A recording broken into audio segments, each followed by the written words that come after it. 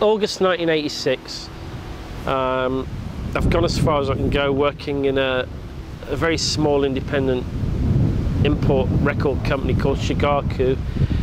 A couple of relationships have fallen apart. I'm ready to make a move, and I'd become very friendly with an American musician called Phil Seymour, and we stayed in touch. And one particularly sad, miserable day, I called him and was telling him of my woes, and he said, well, why don't you come to Los Angeles and you could be my manager and get me a record deal. And it seemed like an incredibly appealing idea. The day after I got into LA, something very strange happened. We were driving in the car and he received a phone call from Phil Spector's secretary, who suggested that he come and see Phil because Phil would like to record him. He asked if I was able to go, and she said that was fine. So within 24 hours of getting to LA, there I was, invited to the Spector mansion.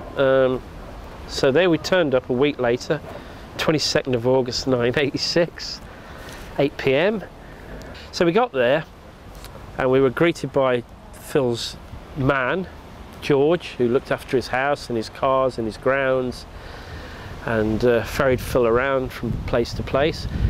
And George invited us into the living room where we sat, and I can still remember now walking through the hallway, and at the end of the hallway was one single very large mono speaker with a back to mono badge pinned to it, and it was playing 50s doo-wop. And you doubled back at the end of the hallway and came into the living room, and at the end of the living room that you entered was a white piano which had a Christmas card on it, although this was August, and I believe the Christmas card was probably from 1970 or 71, from John and Yoko, saying Happy Christmas Phil, love John and Yoko.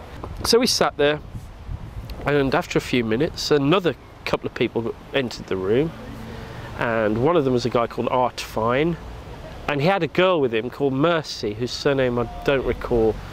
But it transpired after we introduced ourselves to this pair that they'd been invited up by Phil too. Art was managing Mercy, and Mercy had been asked to sing with Phil, with Phil Seymour, I mean, even though in the invite there was no mention of anyone else going there. So anyway, we sat there and we talked, and we listened to very loud monaural doo-wop recordings for the next half an hour until Phil finally made his entrance, Phil Spector. And he entered the room, and the first thing he did was to shake Art's hand, say hello, and was introduced to Mercy, kissed her, said hello. So after those introductions, obviously Phil introduced me to Mr. Spector, and it's very difficult to describe this, but it went something like this. This is Stuart. What? Steward? No, Stuart. Steward? Stuart. What kind of fucking name's Steward? It's not Steward, it's Stuart. What do you mean, Steward? What the fuck, Steward? It's Stuart, S-T-U-A-R-T. Oh, okay. And pretty much from that point on, I realised I was in for a bit of a rough ride. So Phil sat down and talked to us and explained that what he wanted to do was record this song, which John Lennon had recorded actually, called Grow Old With Me. Phil was going to play the piano, and he wanted Phil Seymour and Mercy to harmonise and just see how they sounded, with the possibility of maybe cutting a record at a later date. And this process of checking out what they sounded like went on for about 8 hours. We were there at 8 p.m. I think actually it was 10 hours. We left at 6 a.m. the next morning.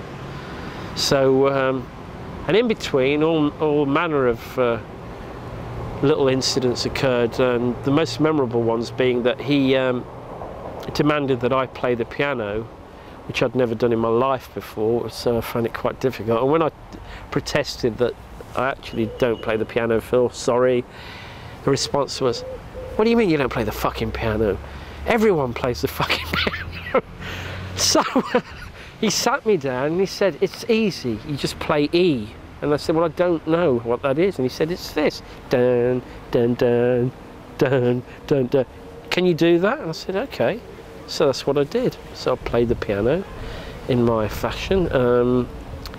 and he played the melody, and Phil and Mercy sang.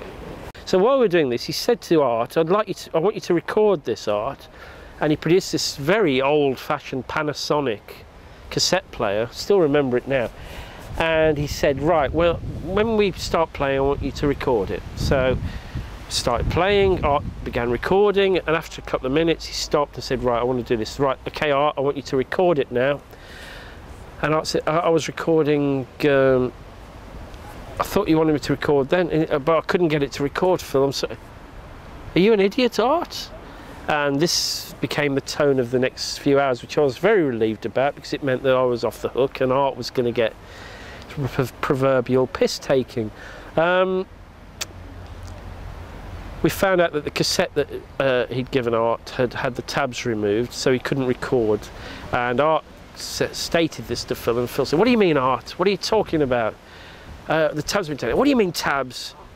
I don't know what you're talking about. I don't know what a tab is." And he said, "Well, on the cassette, Phil." "Really? Is that what happens?" This is the great Phil Spector, the renowned producer, who may have been taking the piss, or he may indeed not have realised that once you take the tabs out, you can't record over a cassette. And there was a moment when Art was kneeling next to the piano stool where we were sat, and while Art was on his knees attending to the cassette player, Phil leaned over to his head and went, "Oh." It was an incredible night, you know, to be there, and I did get the sense that I wouldn't say he displayed deranged behaviour, but he was very, very odd and on the edge of something that I've never experienced before with anyone.